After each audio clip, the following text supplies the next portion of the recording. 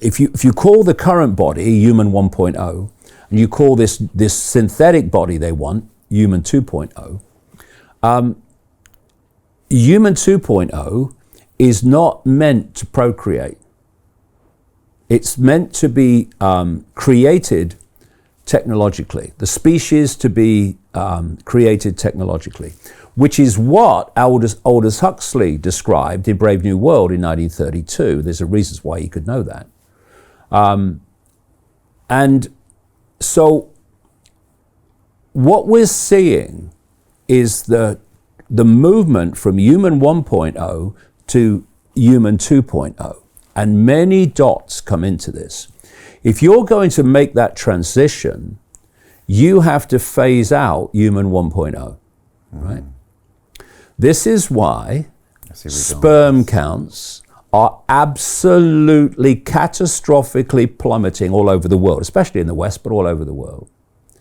This is why, as doctors and scientists who had the guts to speak out, very few, before this vaccine rollout, was saying this could have a catastrophic effect on female fertility, right? And this is a targeting of human fertility of human 1.0 because they're phasing it out.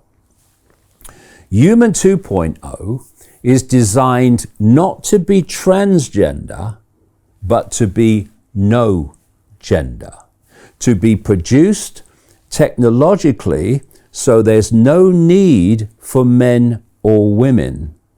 There's no need for parents. Now, lots of things come out of this, and it's all in Brave New World if you want to read it, but it's happening now.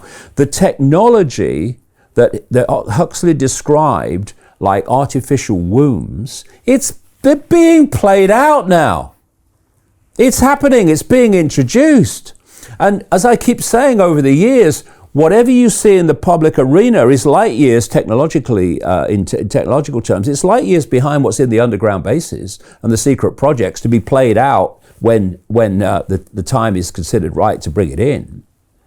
But we're seeing artificial wombs now. And we're seeing studies saying, oh, this is more efficient than a woman's womb. You can see where it's going. And so they start targeting men. Toxic masculinity. Well, for two reasons.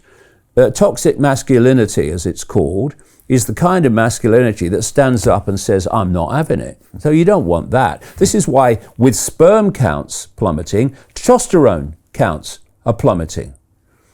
And so they target men to demonize men, especially white men, but men in general.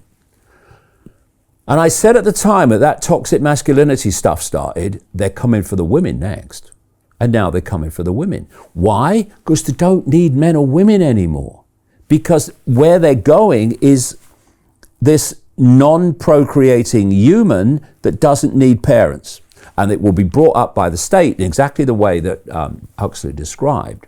So if you're moving from a two-sex gender reality that procreate the species to a no-gender human that does not procreate the species, then you have a transitional period to overcome. So, on the road to what is actually the plan of fusing gender into a no gender, you confuse gender on the road to that. So they are targeting the young, especially the young and children, because they are going to be the adults when this comes in full blown. And so they're being programmed to do that. And you know they're being programmed. There was one study very recently where they looked at the number of young people and children who were questioning their gender and whether they were another gender. And the figures have gone through the roof. It's incredible. Now, they looked at Republican states and they looked at Democrat states. Now, because of the nature of the Democrat supporters, the wokers and the Republican supporters, I mean, I don't support any of them, it's a one-party state, but you look at the supporters of the Republican Party, they are people that push back on this stuff, whereas the wokers supporting the Democrats are all in favor of it. So what did the study find? In Democrat-controlled states, the number of young people and children questioning their gender and wanting to change their gender was soaring. In Republican states, where from the voters you have the pushback, it was much less. And that tells you something very clear.